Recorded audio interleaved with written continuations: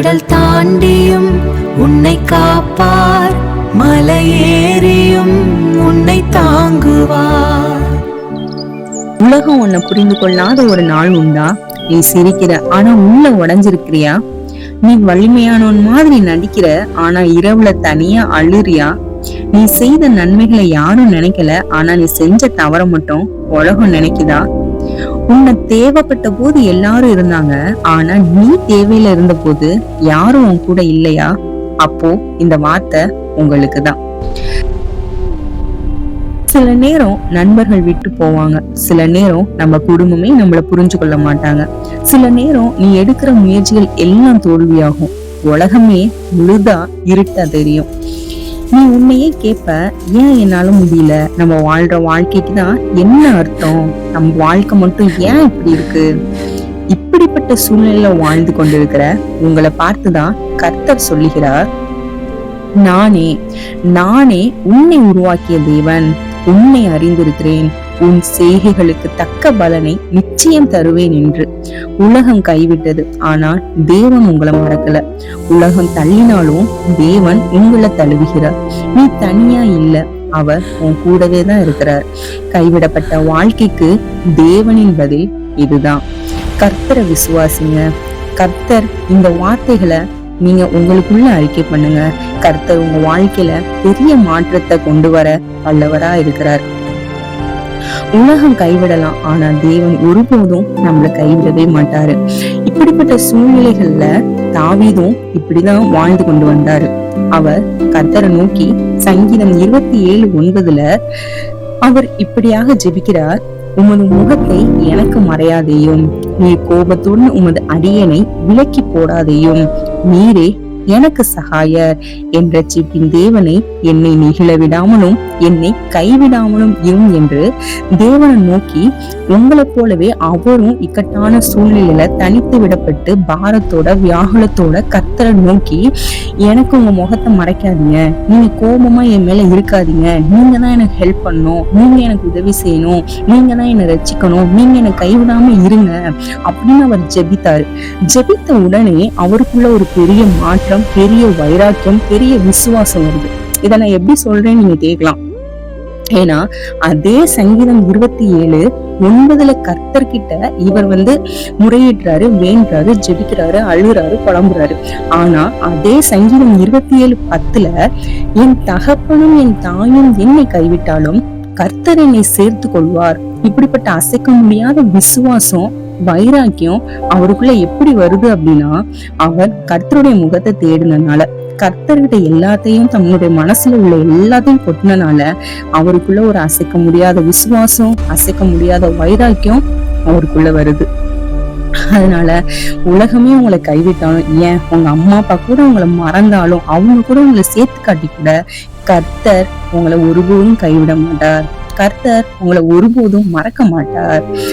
ஆனா நீங்க சொல்லலாம், நான் ஜெபிக்கிறேன், என்னோட ஜெபத்துக்கு பதில் வரல, நான் காத்திருக்கிறேன் ஆனா எனக்கு வாசல் திறக்கல, நான் அழுகிறேன், எனக்கு ஆறுதல் வரல. அப்ப கூட உங்களுக்கு தோணும், தேவன் கூட என்னை மறந்துட்டாரா, என்ன தேவனுக்கு கூட என்னுடைய எதுவுமே புரியலையா அப்படின்னு நீங்க கேட்கலாம். இல்ல, அவருடைய மௌனம் அவர் இல்ல அப்படின்றது அல்ல. அவர் அமைதியா இருக்கிறார் அப்படின்னா அவர் உங்களுக்காக ஒரு அழகான ஒண்ண உருவாக்கி கொண்டிருக்கிறாருன்னு அர்த்தம். அவர் உங்களுக்கான ஒரு அழகான ஒரு இதை ஆயத்தம் பண்ணிக்கிட்டு இருக்காருன்னு அர்த்தம். ஏசாயா 41:10 நீ பயப்படாத, நான் உன் கூட இருக்கிறேன், கலங்காத, நான் உன் தேவன் அப்படின்னு கர்த்தர் சொல்லுகிறாரு. நம்ம நிறைய நேரத்துல சூழ்நிலைகளினால நம்ம பயந்து இருப்போம். ஆனா கர்த்தர் நம்ம கிட்ட சொல்றாரு, நான் உன் கூட இருக்கிறேன்னு. நம்ம பயப்படுறோம் ஆனா அவர் சொன்ன அந்த வார்த்தைய மறந்துடுறோம். ஆனா கர்த்தர் சொல்றாரு, நான் உன் கூட இருக்கிறேன், நீ தனியா இல்ல, நான் உன் அருகில இருக்கிறேன், நான் உன்னை பார்த்துட்டு இருக்கிறேன். நீ உடைந்த இதயம் கொண்டிருக்கலாம் ஆனா தேவன் உடைந்த இதயங்களை தான் பயன்படுத்த வல்லவரா இருக்கிறாரு. அவருக்கு உடைக்கப்பட்ட இருதயத்தை தான் அவர் ஆற்ற காயம் கட்ட வல்லவரா இருக்கிறாரு. இந்த வழி உனக்கு முடிவல்ல, இது உன் மாற்றத்திற்கான ஒரு பெரிய தொடக்கம். உலகம் கதவை மூடினால் தேவன் புதிய கதவை திறப்பார். உலகம் உன்னை நிராகரிச்சா தேவன் உன்னை தேர்ந்தெடுத்திருக்கிறாரு. உலகம் முடிஞ்சிச்சுன்னு சொன்னா தேவன் இப்போதுதான் ஆரம்பம்னு சொல்றாரு. நீ தோல்வி இல்ல, நீ தாமதமான வெற்றி. இந்த காயம் ஒரு நாள் சாட்சியா மாறும், இந்த கண்ணீர் ஒரு நாள் மகிழ்ச்சியாக மாறும், இந்த இரவு ஒரு நாள் பிரகாசமாய் மாறும். உலகம் உன்னை கைவிட்டதுதான், ஆனா ஒருவர் இருந்தார். அவர் இன்னும் இருக்கிறார், அவர் எப்போதும் இருக்கிறார். முடிவு பரியந்தம் சகல நாட்களிலும் நான் உன்னோடு இருக்கிறேன்னு சொன்ன தேவன் உன் வாழ்க்கையை மாற்ற தயாரா இருக்கிறார். அதுக்கு நீ செய்ய வேண்டிய ஒன்னே ஒண்ணு, கர்த்தரையே நோக்கி காத்திரு, கர்த்தரையே எப்போது சார்ந்து கர்த்தருடைய சமூகத்துல அமர்ந்துரு. கர்த்தர் நிச்சயமாய் உனக்கான யாவையும் அதினதின் காலத்தில் செய்து முடிப்பார். ஏசு கிறிஸ்துவின் நாமத்தினாலே இது அப்படியே உங்க வாழ்க்கையில நிறைவேறுவதாக. ஆமென். அருகில் நீ இருக்கிறாய், துணையாக வருகிறாய், உன் அன்பு என்னை தாங்கிடுமே, என் வாழ்வில் ஒளியை தந்திடுமே.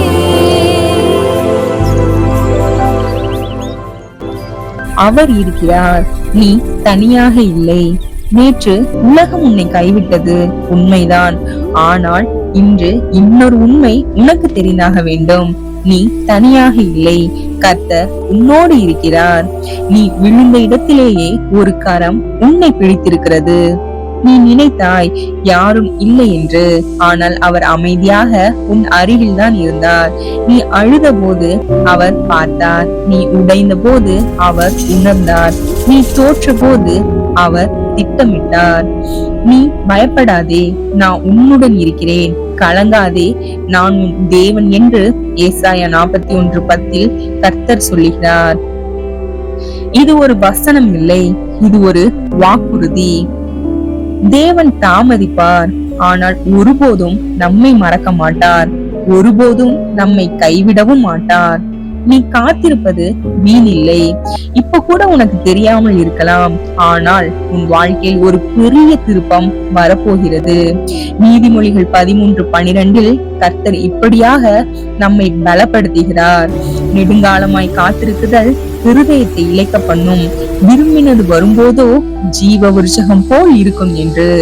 இந்த வசனம் சொல்வது போல ஒரு விஷயத்திற்காக நாம் நீண்ட காலம் காத்திருக்கும் போது நம் மனம் சோர்ந்து போவது இயற்கைதான். ஆனால் அந்த விஷயம் கைகூடும் போது கிடைக்கும் மகிழ்ச்சி ஒரு காய்ந்த நிலத்தில் திடீரென முளைத்த ஜீவ விருட்சகத்தை போல நமக்கு மறுவாழ்வை தரும். உலகம் உன்னை விட்டு போனது உன்னை பலவீனமாக்க அல்ல, உன்னை தேவனுக்கு அருகில் கொண்டு வரத்தான்.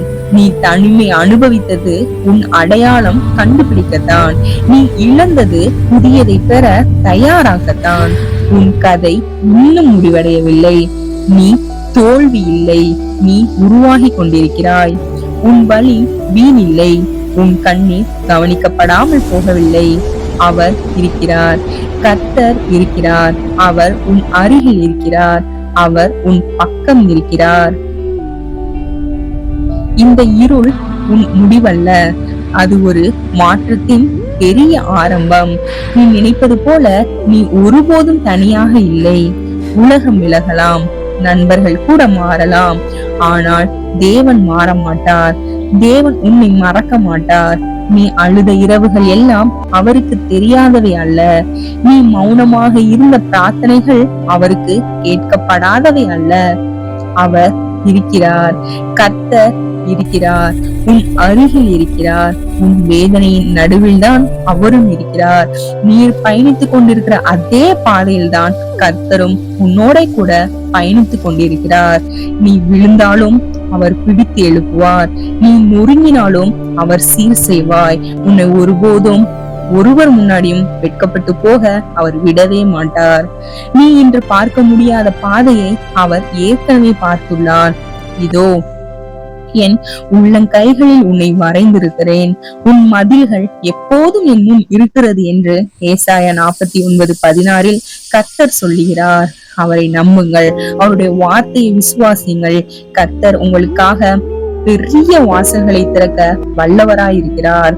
உன் பெயர் அவரது கரங்களில் எழுதப்பட்டிருக்கிறது, உன் கண்ணீர் அவரது கண்களில் மறைக்கப்படவில்லை. இன்று உன் இதயத்தை அவரிடம் ஒப்படை. அவர் இருக்கிறார். கர்த்தர் உம்மோடு இருக்கிறார்.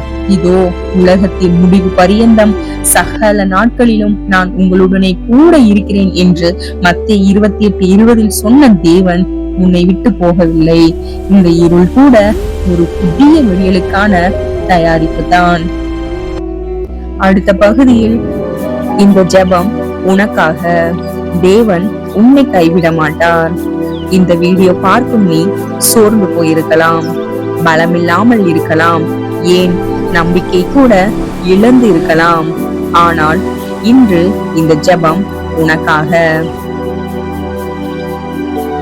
அன்புள்ள பரலோக தந்தையே, உலகம் கைவிட்ட இதயங்களை நீர் அறிந்திருக்கிறீர். அவர்கள் வெளியில் சிரித்தாலும் உள்ளே உடைந்திருக்கிறார்கள். அவர்கள் வலிமையாக நடிக்கிறார்கள், ஆனால் இரவில் அமைதியாக அழுகிறார்கள். கர்த்தாவே, இந்த வீடியோ பார்க்கும் ஒவ்வொருவரின் கண்ணீரையும் நீர் துடைத்தருளும். அவர்கள் சுமக்கும் பாரத்தை நீர் எடுத்துக்கொள்ளும். அவர்கள் பயத்தை அமைதியாக மாற்றும். தேவனே, அவர்கள் வாழ்க்கையில் மூடப்பட்ட கதவுகள் இருந்தால் புதிய கதவுகளை திறந்து வையும். அவர்கள் முடிந்தது என்று நினைக்கும் இடத்தில் இப்போதுதான் ஆரம்பம் என்று காட்டும். அவர்கள் காயங்களை சாட்சியாக மாற்றும். அவர்கள் கண்ணீரை களிப்பாக மாற்றும்.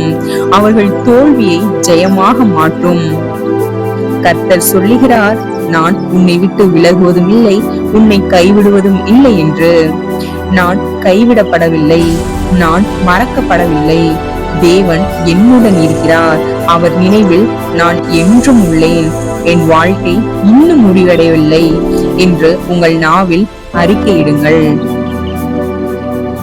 இன்று நீ சோர்ந்து இருக்கலாம், ஆனால் நாளை நீ சாட்சியாக இருப்பாய். இன்று நீ அழுகிறாய், ஆனால் நாளை நீ சிரிப்பாய். இந்த இரவு நீண்டதாக இருக்கலாம், ஆனால் விடியல் வருகிறது. உலகம் கைவிட்டது, ஆனால் தேவன் உங்களை கைவிடவில்லை.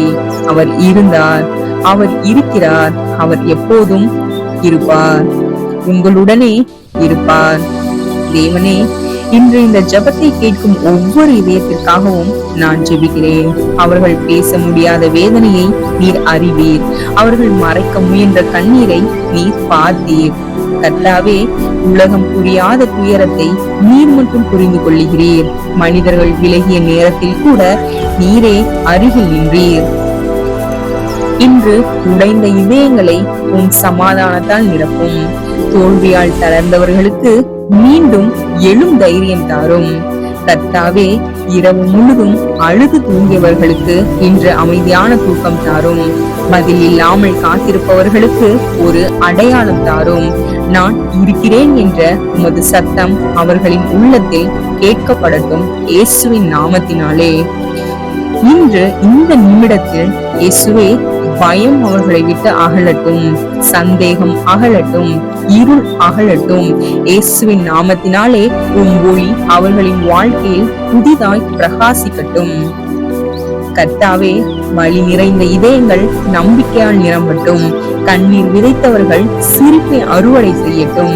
இந்த ஜெபத்தை விசுவாசத்துடன் கேட்கும் ஒவ்வொருவரையும் நீர் ஆசீர்வதியும். இயேசுவின் நாமத்தில் ஜெபிக்கிறோம், ஆமென்.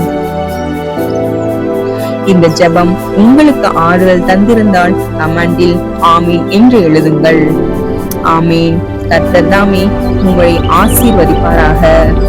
ஆமீன். அருகில் நீ இருக்கிறாய்.